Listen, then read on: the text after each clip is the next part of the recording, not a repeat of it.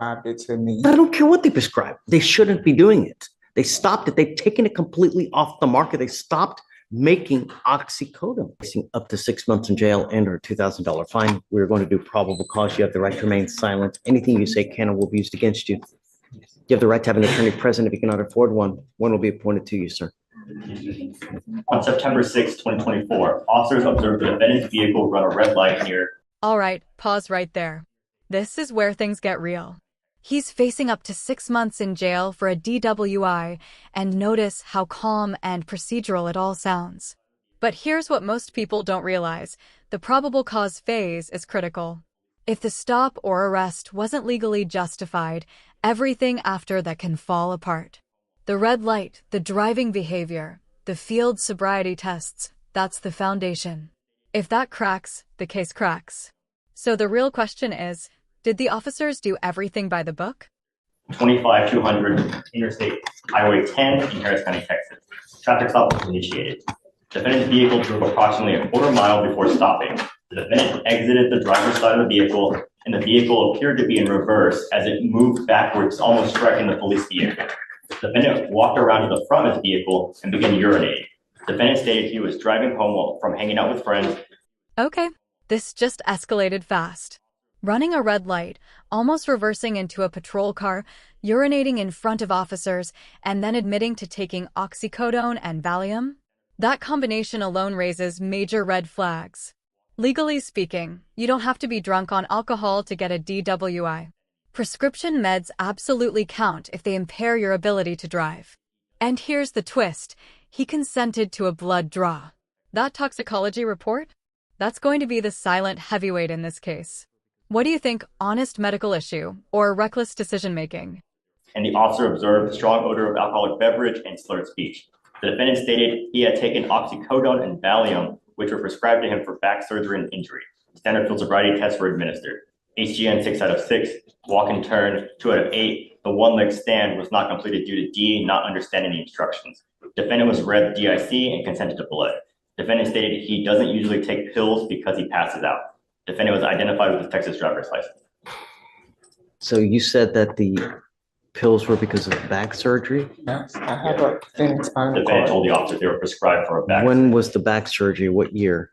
Last year, but I just recently had to go into Methodist Hospital in Baytown where I live at, and they prescribed me some because I have a thin, my spinal cord is thin in the back. I have prescriptions through Walgreens that can be pulled. I get it, but those prescriptions can still be abused. And if you get in a car, Oh, no, you it fall asleep and get in a car, you on 59, 610, you kill someone. The first time that I've been prescribed this. Whoa, hold on. The judge just said they stopped making oxycodone, which isn't entirely accurate. OxyContin's manufacturer faced massive lawsuits, yes. The Sackler family and Purdue Pharma declared bankruptcy amid opioid litigation. But oxycodone as a medication still exists in various forms. Now here's what's fascinating. The judge isn't just ruling, he's reacting emotionally. He's stepping into public health commentary territory. Is that passion justified, or is it blurring the line between judge and advocate? I can't believe that they still prescribe that garbage, man. It's just it's so addicting. It's so addicting. I cannot believe with what all the pharmaceuticals that they have today that they're still prescribing that stuff. No. My only thing, Mr. Kelly, is that I don't know if I want you taking it just because how easy it is to get addicted is on Oxy. It's so, I mean, 1 to 2 times you take the pill, that's it. I mean, you'll never stop. Prescribed it to me. I don't care what they prescribe. They shouldn't be doing it. They stopped it. They've taken it completely off the market. They stopped making oxycodone. I want you to explore alternate methods other than Oxycontin. Okay. Well, that's what I was trying to explain, Judge. They put me on it. I was originally doing pain management, and they had me on Norcos, hydrocodone, and they switched me from that when I went into Methodist Hospital recently with the back pain.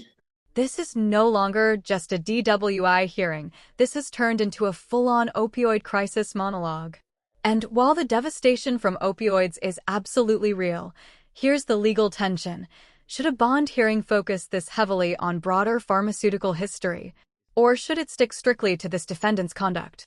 The judge clearly sees addiction as the bigger threat than the single traffic stop.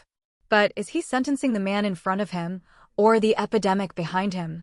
They put me on that because the doctor said it was getting worse, but I only take a half a pill. I don't take a whole pill because, as you can see, I'm a small guy, so any dose of It medication. doesn't matter. I mean, of course, it matters the quantity of the pill, but the problem is not, it's the pill in and of itself, because it's so terribly addicting that once you start taking it, it's so very difficult to get off. And the problem is that when the doctors stop prescribing it for you, you're going to do damn near anything to get your hands on it. And if that means, I mean, I've seen robbing drugstores. I've seen people do anything to get their hand. That's how addicting it is. It's absolutely nuts.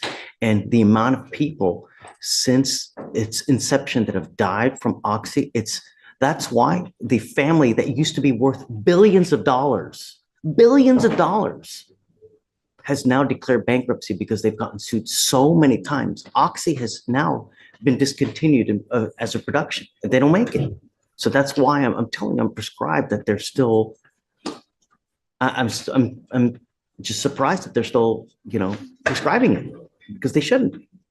There are other methods to deal with the pain other than that super addicting drug.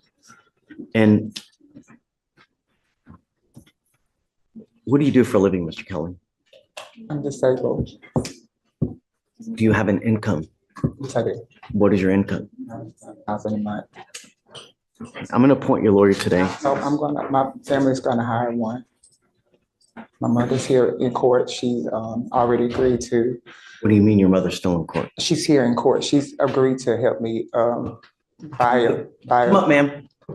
That's mom? yes, to pay for an attorney. Thank you so very much for coming. This is great. Now this changes the emotional temperature completely. Chronic pain, hospital visits, high blood pressure linked to pain episodes. This isn't just someone partying too hard. This might be someone genuinely struggling. And here's the uncomfortable truth. Pain management and addiction risk live in the same house. So what's the right call? Protect the public at all costs? Or make room for legitimate medical need? This is the tightrope judges walk every single day. Thank you so much for coming, man. It scares me what he's taking. It really, really scares me, because the chance for abuse, it's 100%.